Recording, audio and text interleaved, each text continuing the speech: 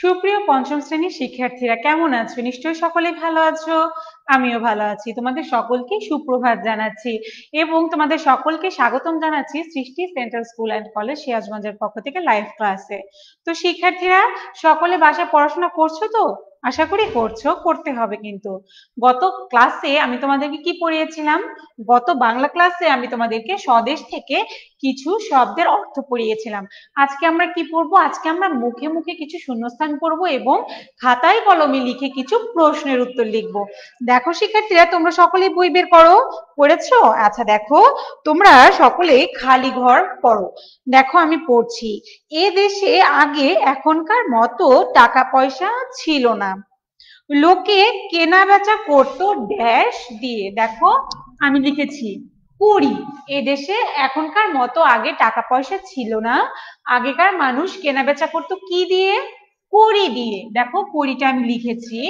খ নাম্বারে দেখো, খ নাম্বারে আছে মেলা থেকে বোনের জন্য ড্যাশ একটা জামা কিনবো।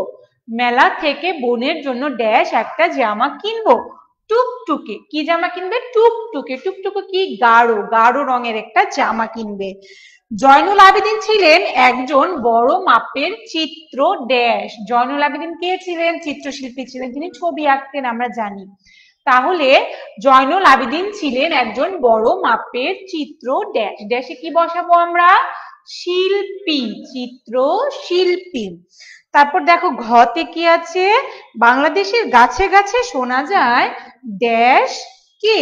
কলো কাকলি। বাংলাদেশের গাছে গাছে শোনা যায় পাক পাখালির কলো কাকলি। পাক পাখালির কলো কাকলি। পাক পাখালি কি? পাখি, বিভিন্ন রকমের পাখির কলো কাকলি। শিক্ষার্থীরা দেখো আরেকবার বলছি, এদেশে আগেকার মতো এদেশে এখনকার মতো আগে টাকা পয়সা ছিল না, তাই মানুষ কেনা বেচা করতো কি দিয়ে? কড়ি দিয়ে। মেলা থেকে বোনের জন্য টুকটুকে একটা জামা কিনে আনবে। জয়নুল আবেদিন একজন চিত্র শিল্পী ছিলেন। বাংলাদেশের গাছে গাছে শোনা যায় পাক পাখালির কলো কাকলি। আশা করি বুঝতে পেরেছো। এখন দেখো প্রশ্নে চলে যাচ্ছি। আমাদের প্রশ্ন আছে 4 নাম্বারে, 4-এর ক। দেখো 4-এর ক প্রশ্নটা আমরা একবার পড়ি। গ্রাম বাংলার কোন ছবিটি আমাদের কাছে চেনা? আমরা প্রশ্নটা লিখে নিব যাতে উত্তর করার সময় আমাদের অসুবিধা না হয়। গ্রাম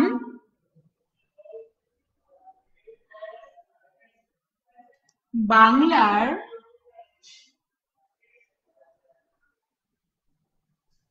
কোন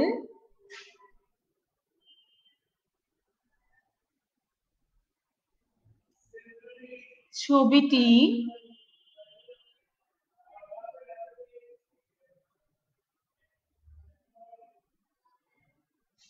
আমাদের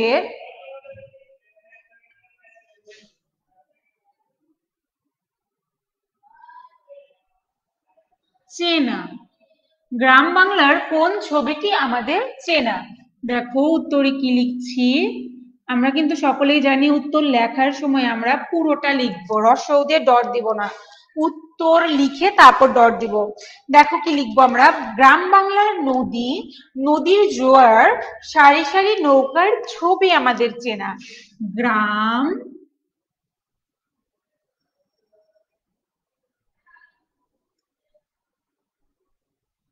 বাংলার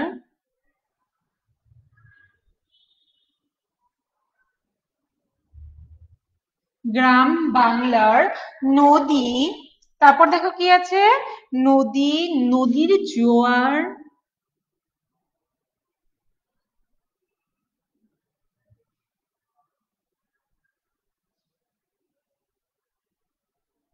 নদী, নদীর জোয়ার। জোয়ার তো চেনো, জোয়ার ভাটা হয়, প্রচুর ঢেউ হয়। নদী, নদীর জোয়ার, সারি সারি নৌকা। নদী আছে, নৌকা নেই, ভাবাই যায় না তাই না? সারি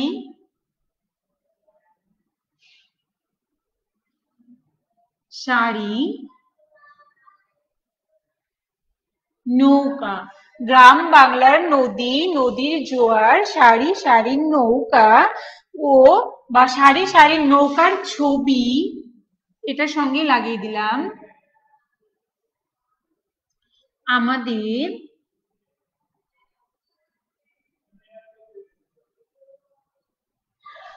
চির চেনা বা আমাদের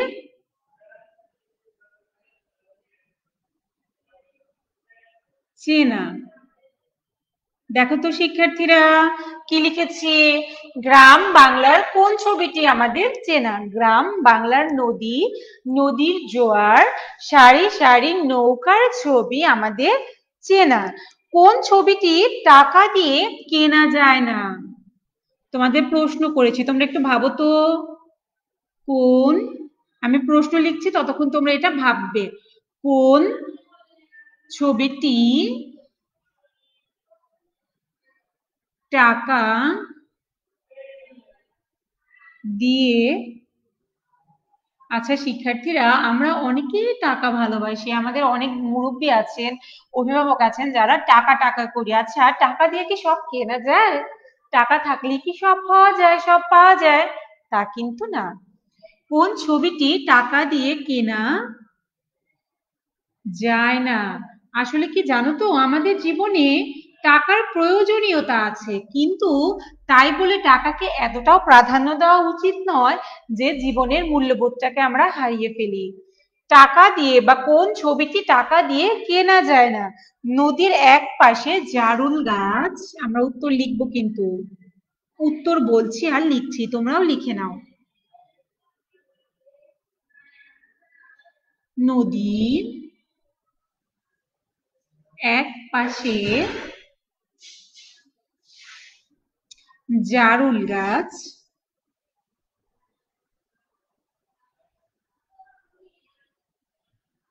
দেখো কি আছে, নদীর এক পাশে জারুল গাছ, তারপর কি আছে, এবং সেই গাছে, এবং সেই গাছে দুটি কি পাখি, এবং সেই গাছে দুটি হলুদ পাখি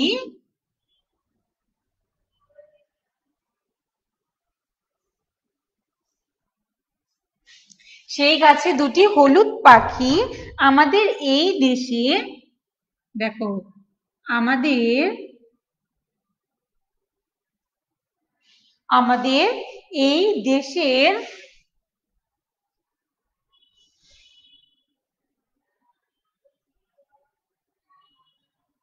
এই দেশের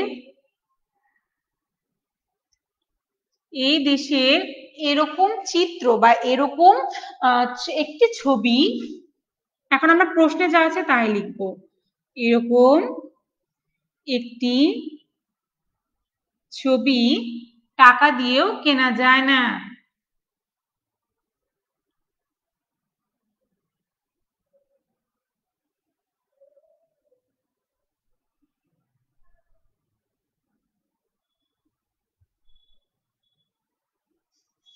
টাকা দিয়ে কেনা যায় না।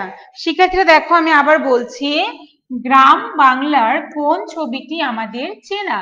গ্রাম বাংলার নদী, নদীর জোয়ার, নদীতে সারি সারি নৌকার ছবি টাকা দিয়ে, বা নৌকার ছবি আমাদের চেনা। প্রশ্ন খ নাম্বারটা দেখো, কোন ছবিটি টাকা দিয়ে কেনা যায় না? নদীর এক পাশে জারুল গাছ, এবং সেই গাছে দুটো হলুদ পাখি।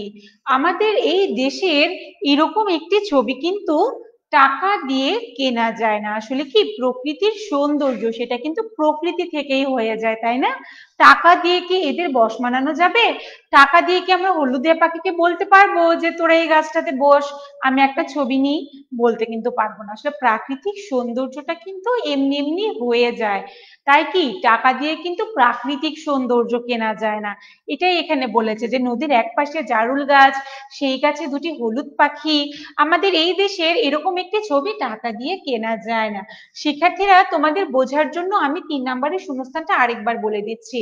আমাদের দেশে বা এই দেশে আগে এখনকার মতো টাকা পয়সা ছিল না, লোকে কেনা বেচা করতো কি দিয়ে? কড়ি দিয়ে।